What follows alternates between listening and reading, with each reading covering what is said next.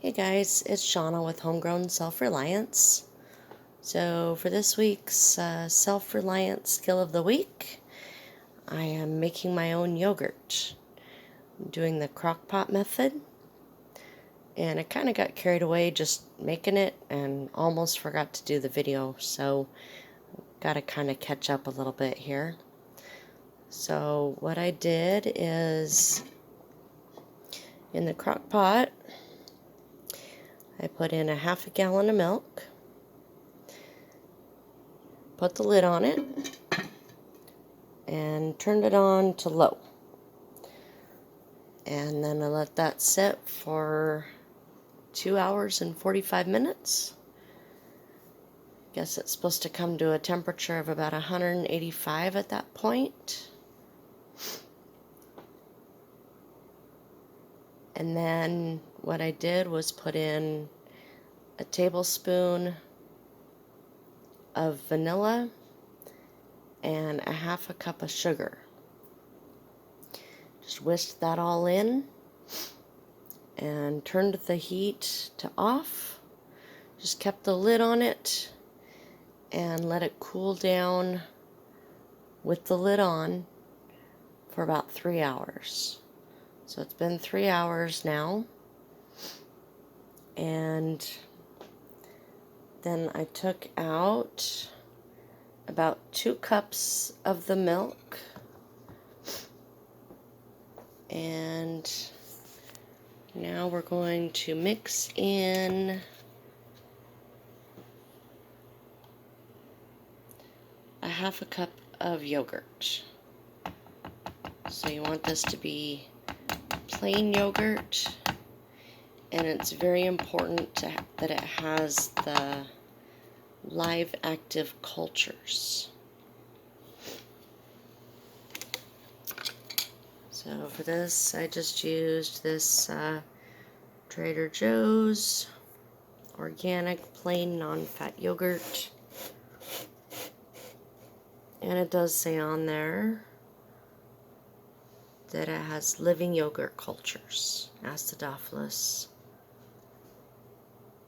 Those are the most important things. So put the yogurt in there. And we're just gonna mix it a little to combine it.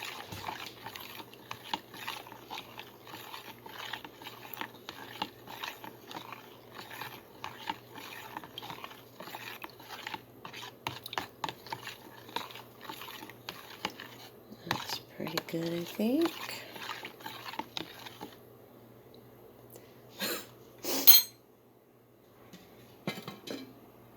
And then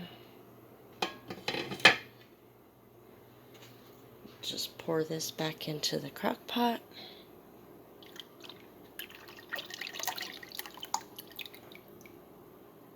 And that is your starter culture. So now we put the lid back on it, and I'm going to take a towel and wrap it around the crock pot. Crock pot is now unplugged at this point.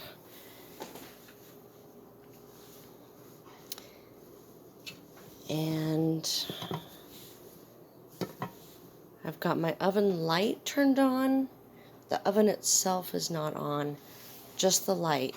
That's supposed to radiate enough heat to keep it a nice even about 110 degrees.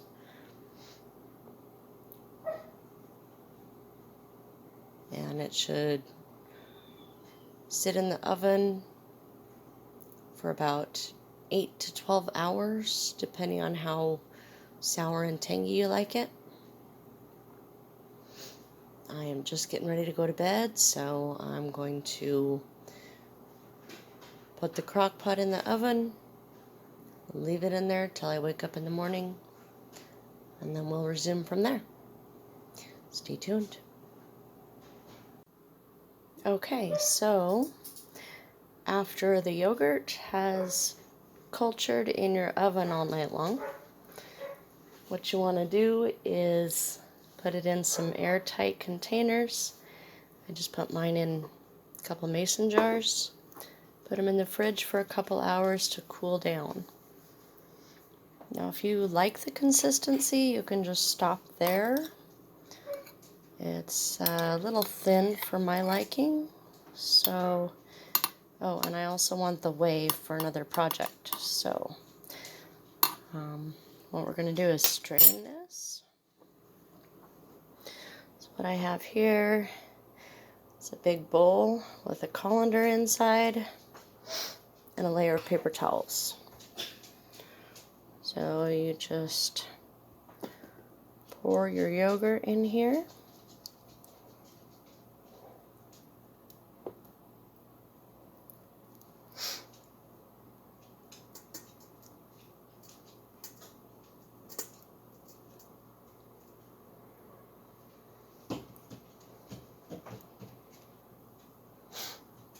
And let it drain out for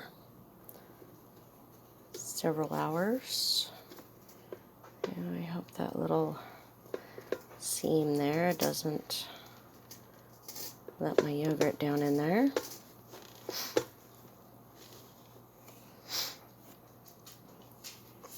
I think I'm just going to do half of my batch for right now. This is already pretty full. Let's see.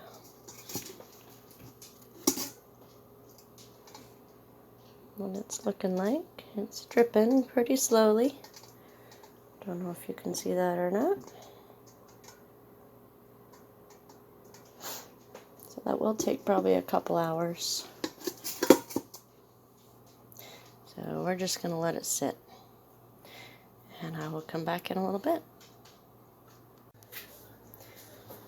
Okay, so one thing I forgot to mention is after I put the yogurt in the colander with the paper towel over the metal bowl, I put it in the fridge to chill. And I let it sit there for about 3 hours. And this is actually my second half that I didn't do until now. So this was the first one, and it actually kind of shocked me how much volume we lost from straining out the whey. So this is the whey. If you can see there, it's about 200 milliliters, I guess. And then the yogurt is about 400 milliliters. But I thought it was kind of odd because even if you were to add in the whey back into this yogurt, it's actually still quite a bit less than what I started with. This jar was actually filled to about right there. So it really lost a lot of volume. But I still got maybe a third of a quart here. So it's kind of interesting to me. One thing to note. But this is a little thicker yogurt. A little more to my preference than the thinner stuff that I started with. So here I'll kind of show the process again, since this is my second go around. I kind of know what to expect. So I just used my little canning funnel here, and just scoop some of this out of there. See how nice and thick that is, and then pour it in there. I should say spoon it into there.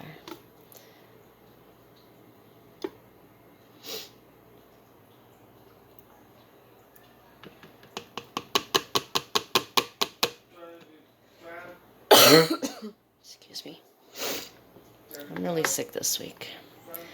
Don't know what's going on with me, but anyways.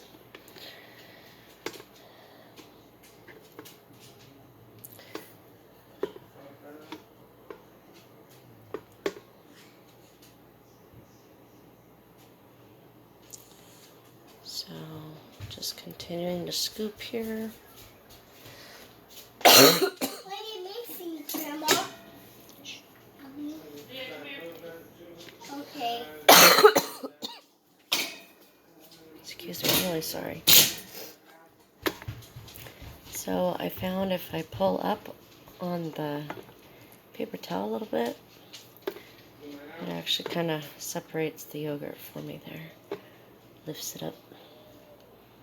Makes it a little easier to scoop.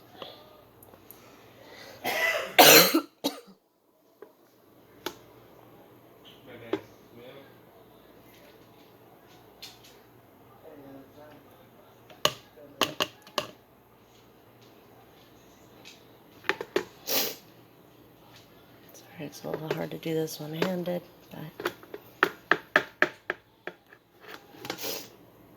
we're doing what we can here.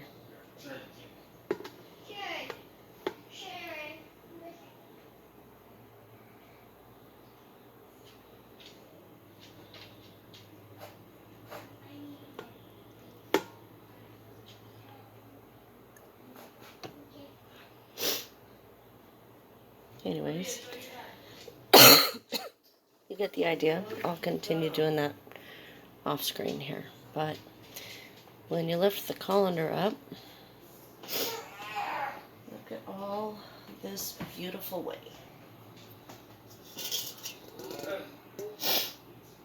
Got quite a bit there, and I'm going to pour it into my other jar here.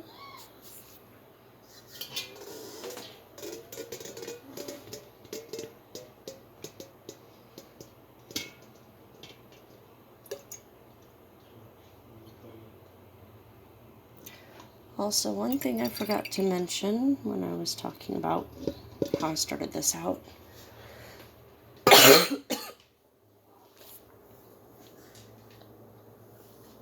I just used regular whole milk from the store. Excuse me, guys, I'm really sorry. I just used 2%, whole milk from the store. It's pasteurized, just normal everyday drinking stuff. So,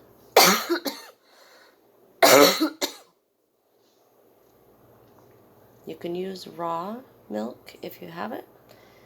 Probably might actually turn out a little better. But, I'm pretty pleased with the results.